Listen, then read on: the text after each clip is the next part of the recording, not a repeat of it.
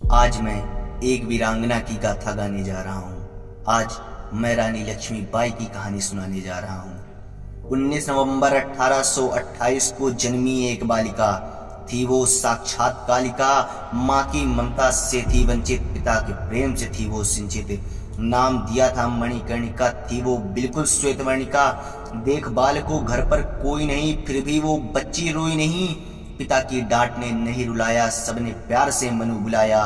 जन्म लेते ही स्वतंत्रता की आग जलाई, बचपन ही था जब काट दी फिरंगी की कलाई। पिता की चिंता बाजीराव दरबार ले गई, शस्त्र शास्त्र की शिक्षा वहां मिल गई। उसकी आंखें ऐसे खुल गईं जैसे नई राह मिल गई। वहां बातें इसकी अलबेली थी, वहां ये लोगों के लिए छबीली थी। 1842 को गंगाधर राव से ब्याह कर दिया। 14 वर्ष की बच्ची को जिम्मेदारियों में चढ़ दिया। इसके बाद की अद्भुत कहानी थी। अब वो लक्ष्मीबाई झांसी की रानी थी। 1851 को पुत्र प्राप्ति का सौभाग्य मिला, किंतु यह भाग्य का फूल सिर्फ 4 माह ही खिला। पुत्र शोक में गंगाधर बीमार हो गए, जैसे काल के दीदार हो गए। सभी को लगा उनका जीवन अब कम रहा, इसीलिए दत्तक पुत्र गोद लेने को कहा। बात मानकर वो दत्तक पुत्र घर लाए, नाम दामोदर उसका कर लाए।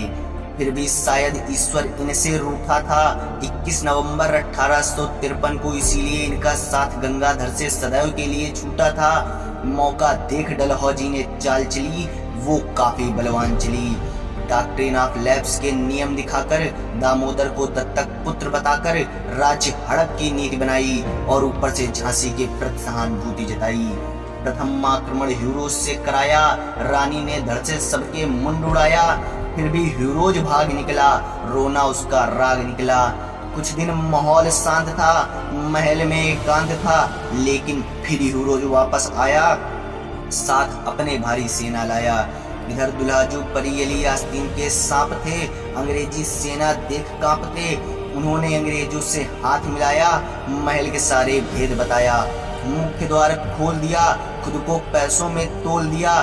परिस्थितियां बड़ी विषम थी, पर रानी को झांसी की कसम थी। रानी ने युद्ध छेड़ दिया, मार के 1 को 1.5 किया। सुंदर मुंदर मोती जूही काशी, रानी की थी 5 दासी।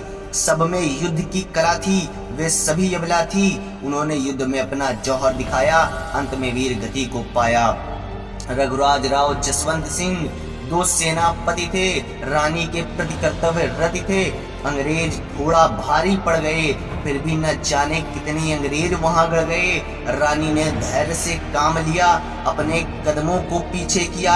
आगे का मोर्चा गौस खां संभाले खड़े थे, अंग्रेजों के समक्ष काल के समान अड़े थे।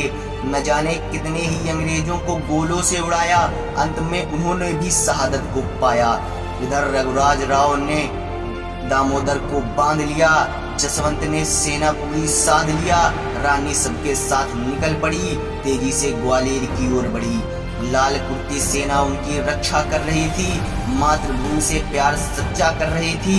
इधर झलकारा बाई रानी की हम शक्ल थी, उसमें बहुत अक्ल थी। उसने अपना दिमाग लगाया, अंग्रेजों को अपने पीछे भगाया। रानी से बहुत दूर जाकर खुद को अंग्रेजों से घिरा पाकर उसने अपनी तलवार चलाई, अंग्रेजों के बीच तबाही मचाई। फिर भी वो वहां अकेली थी, अंग्रेजों ने चाल जो खेली थी। वो पकड़ी गई, जंजीरों में जकड़ी गई। मारना अंग्रेजों की आदत थी, ये झलकारा की शहादत थी। उधर युद्ध चरम पर था, हर सिपाही अपने कर्म पर था। तलवारों की खनखनाहट मौत दे रही आहट, एक मानो 1.5 था, लाशों का पेड़ था। कुछ मुंड हवा में उड़ रहे, कुछ घर से सिर बिछुड़ रहे। रघुराज राव पर हमला हुआ, बहुत ही संभला हुआ। उसका युद्ध देख हर शख्स उसका मुरीद हुआ। रघुराज राव युद्ध में शहीद हुआ। लाल कुर्ती सेना युद्ध लड़ रही थी, कर्म अपना कर रही थी। फिर भी अब वो कमजोर हो गई, आधी सेना जो सो गई। फिर भी रानी ने युद्ध न छोड़ा, अपना रुख न मोड़ा।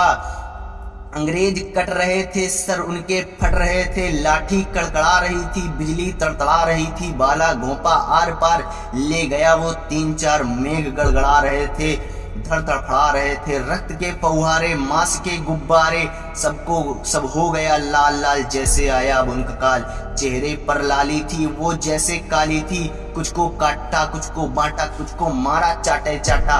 लगी पैर में गोली थी फिर भी वो ना डोली थी। अंग्रेज अब खोने लगे, बचे कुचे रोने लगे। रानी के सिर का बायां कटा हिस्सा था। यह बड़े भयावह किस्सा था। जब तक सांस थी वो लड़ी, पहाड़ बनकर थी खड़ी। जसवंत सिंह भी मारा गया, लाल बड़ा न्यारा गया।